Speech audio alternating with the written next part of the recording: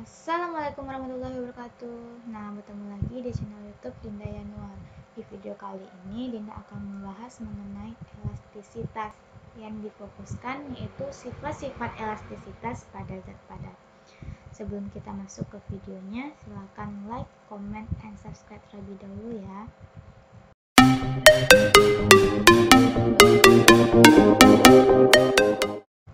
Nah, kita masuk ke video kali ini, yaitu sifat-sifat elastisitas pada zat padat. Sebelum itu, silakan perhatikan dulu GIF pada layar ini. Ini ada seseorang yang sedang melakukan panahan. Nah, orang tersebut memberikan gaya berupa tarikan pada tali busur. Nah, ketika tali busur tersebut diberikan gaya berupa tarikan, maka talinya akan terjadi regangan atau perubahan panjang. Nah, ketika itu gayanya akan dilepaskan orang tersebut, maka tali busurnya akan kembali ke bentuk semula.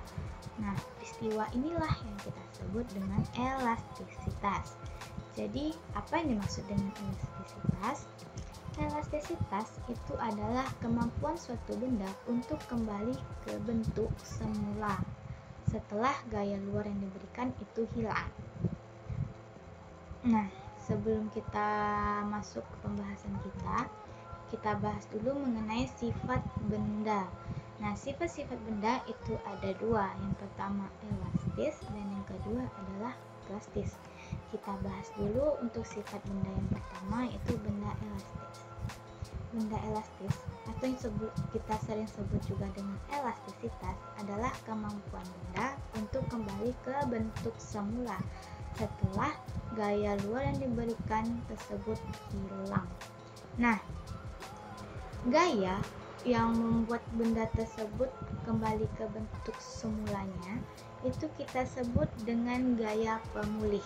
Jadi, apa yang dimaksud dengan gaya pemulih? Nah, gaya pemulih itu adalah gaya yang arahnya selalu berlawanan dengan perpindahan, sehingga bendanya cenderung akan kembali ke posisi setimbangnya atau ke posisi awalnya. Nah, untuk benda elastis sendiri itu contohnya ada pegas, karet, ketapel, busur tadi, dan masih banyak lagi dalam kehidupan sehari-hari. Nah, jadi benda elastis itu jika dia diberikan gaya, dia akan kembali ke bentuk semulanya. Nah, untuk yang kedua sifat benda yaitu benda plastis. Benda plastis ini merupakan benda yang tidak mampu kembali ke bentuk semulanya setelah gaya luar yang diberikan itu dihilangkan. Nah, jadi benda plastis ini jika telah diberikan berupa gayakan, tarikan atau yang lainnya, maka benda tersebut tidak akan bisa kembali ke bentuk semulanya. Nah, misalnya plastisin di sini. Plastisin tersebut kita beri berupa gaya berupa tekanan, dan setelah kita tekan, plastisin tersebut tidak bisa kembali ke bentuk awalnya tadi. Nah, begitupun juga dengan lilin. Ketika lilin tersebut kita berikan gaya, kita hidupkan dengan api, maka lilin tersebut akan meleleh atau mencair.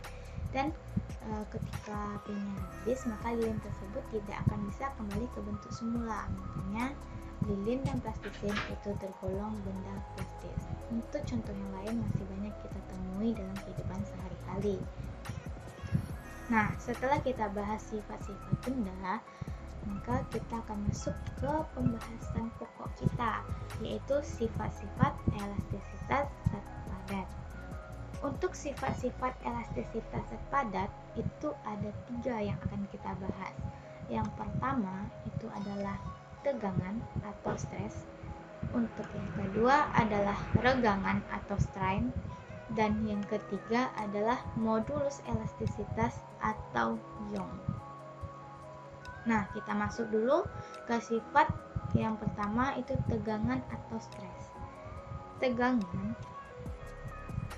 jika pemberian gaya itu tidak melebihi sifat elastisnya, maka pertambahan panjang itu akan kembali lagi.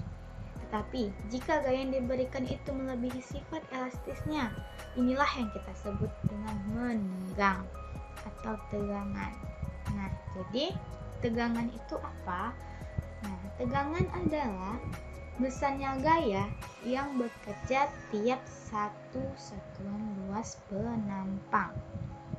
Nah, secara matematis, tegangan ini dapat kita rumuskan Tau sama dengan F per A, di mana Tau ini itu merupakan tegangan, F ini merupakan gaya, dan A ini merupakan luas penampang. Untuk Tau itu satuannya dapat kita lihat dari rumus ini, di mana satuan gaya adalah Newton, satuan luas penampang adalah meter kuadrat, maka didapatkanlah satuan Tau adalah Newton per meter kuadrat. Nah, untuk sifat yang kedua itu regangan, di mana suatu batang, di sini ada gambar batang, yang panjang mula-mulanya itu L0 menjadi L ketika ditarik oleh suatu gaya yang sebesar F. Berarti terjadi perubahan panjang yang kita simbolkan dengan delta L. Nah, artinya batang ini akan meregang sehingga batang ini memiliki sifat elastis. Jadi, apa sih yang dimaksud dengan regangan? Regangan itu merupakan perbandingan antara pertambahan panjang batang dengan panjang mula-mula. Secara matematisnya, regangan itu dapat dituliskan E kecil itu sama dengan delta L per L0, di mana L kecil ini merupakan regangan, delta L ini merupakan perubahan panjangnya atau pertambahan panjangnya, dan L0 ini merupakan panjang mula-mulanya. Nah, sekarang untuk satuan dari regangan itu dapat dilihat juga dari persamaan. Delta L itu satuannya meter, L0 satuannya meter. Berarti kalau meter bagi meter habis. Jadi untuk regangan itu tidak memiliki satuan. Untuk sifat yang ketiga itu modulus elastisitas atau modulus Young. Nah, modulus elastisitas ini merupakan besaran yang menggambarkan tingkat elastisitas suatu bahan. Nah, secara matematis tersebut, modulus elastisitas atau modulus Young ini dapat kita tuliskan E sama dengan Tau per N. Tadi sebelumnya kita dapatkan nilai Tau itu dari F per A, jadi dapat kita ubah Tau ini menjadi F per A. Ini tadi juga dapat kita ubah menjadi delta L per L0. Jadi untuk E itu dapat kita cari juga menggunakan persamaan F L0 per A delta L. Nah, dimana tadi F ini gaya, L0 ini panjang mula-mulanya, A ini luas penampangnya, dan delta L ini pertambahan panjangnya. Nah, untuk E sendiri itu merupakan modulus Young-nya, di mana satuan dari modulus Young itu Newton per meter kuadrat. Nah, di sini ada grafik. Itu grafik hubungan gaya dan pertambahan panjang suatu benda. Nah, di sini apabila dapat dilihat dari grafik tersebut, garis lurus dari O ke A itu merupakan gayanya sebanding dengan perubahan panjangnya. Jadi gayanya sebanding dengan perubahan panjangnya atau pertambahan panjangnya. Nah, di sini sumbu pada yang sumbu X ini itu merupakan pertambahan panjangnya, pada sumbu Y itu gayanya. Nah, untuk garis A ke B itu adalah batas linearitas pegas. Nah, jadi batas linearitas pegasnya. Untuk garis dari 0 ke B itu merupakan daerah elastisitas. Untuk garis B ke C, nah itu merupakan daerah plastis. Jadi dari grafik ini dapat kita simpulkan apabila gaya F diperbesar, jika F ini diperbesar terus sampai melewati titik B, terus diperbesar gayanya sampai melewati titik B ini, pegas bertambah panjang dan tidak kembali ke bentuk semula setelah gaya yang diberikan dihilangkan. Nah, inilah yang kita sebut dengan batas elastisitas. Jadi pada titik B ini itu adalah batas elastisitas. Jika gaya terus diperbesar lagi, nah gayanya diperbesar lagi hingga di titik C, maka pegas tersebut akan putus atau patah. Ya, jadi karena dia melewati batas elastisitasnya, maka pegas tersebut terlalu besar gayanya, maka pegas tersebut akan patah atau putus. Jadi benda elastis ini memiliki batas elastisitas. Jika gaya yang diberikan tersebut itu melebihi batas elastisitasnya, maka pegas itu tidak mampu lagi menahan gaya, sehingga pegas tersebut akan putus atau patah. Nah, itu adalah daerah yang ada pada titik C. Nah, kita masuk ke contoh soalnya.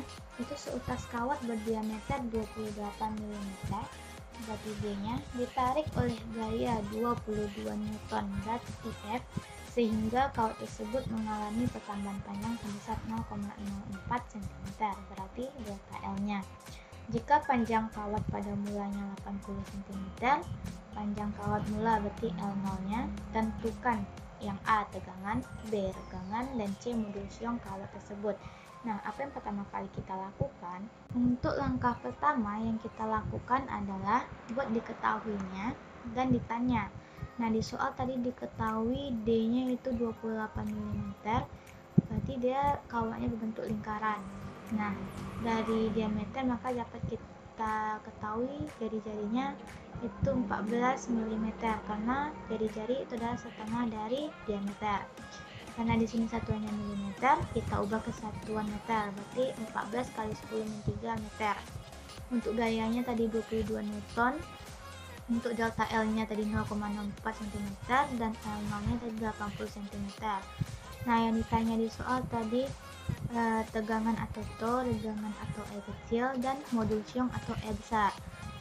Nah, jadi pertama kita cari dulu luas penampangnya, karena kan untuk mencari tegangan persamaannya F per A. Jadi kita cari dulu luas penampangnya. Di sini berarti A sama dengan VL kuadrat. Nah, di mana V-nya kita gunakan 22 per 7. Untuk R-nya sendiri itu tinggal kita masukkan, berarti 14 kali 10 min 3 meter. Kita kuadratkan. Berarti ini tinggal nanti perhitungannya, maka didapatkan hasilnya 616 kali 10 min 6 meter kuadrat. Nah, untuk yang A kan ditanya tegangan, berarti tegangan F per A. F-nya tadi 22, kita masukkan, A-nya tadi sini 616, kita masukkan, berarti dapatnya 0,35. Kita 0,35 kali 10 pangkat 6 Newton per meter kuadrat. Nah, kita bisa ubah menjadi 35 kali 10 pangkat 4 Newton per meter kuadrat. Nah, untuk regangan sendiri itu kan persamaannya delta L per L0. Nah, delta L-nya 0,04 cm bagi L0-nya itu 80 cm. Maka didapatkan dalam perhitungan 5 kali 10 min 4. Nah, untuk modulus siung sendiri itu adalah tegangan per regangan. Berarti dari dapatkan tadi ini 35, berarti kita masukkan 35 kali 10 pangkat 4 per, di sini tadi regangannya didapatkan 5 kali 10 pangkat 4, berarti 35 bagi 5, maka didapatkan 7. Ini 10 pangkat 4, nah ini kan 10 min 4 kita naik ke atas jadi positif, berarti 10 pangkat 4 tambah 10 pangkat 4 adalah 10 pangkat 8 Newton per meter kuadrat. Terima kasih yang sudah menonton, dan sampai ketemu lagi di video selanjutnya. Assalamualaikum warahmatullahi wabarakatuh.